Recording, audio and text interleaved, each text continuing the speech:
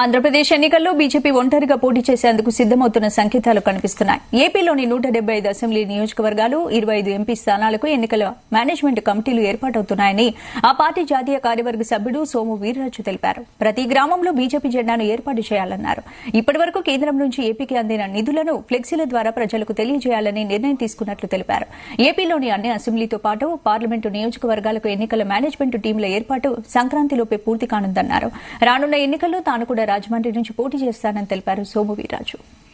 Party దిశానిర్దేశం చేసింది. రాష్ట్రంలో ఎన్నికల మేనేజ్మెంట్ కమిటీ, అలానే పార్లమెంట్లో ఎన్నికల మేనేజ్మెంట్ కమిటీ, అలానే అసెంబ్లీలో ఎన్నికల మేనేజ్మెంట్ కమిటీ, ఇవన్నీ 32 మందితో రాష్ట్రం, పార్లమెంట్, అసెంబ్లీలో కమిటీలు వేస్తారు. దానికోసం 3 మెంబర్స్తో ఒక కమిటీ 25 జిల్లాలు తిరుగుతుంది.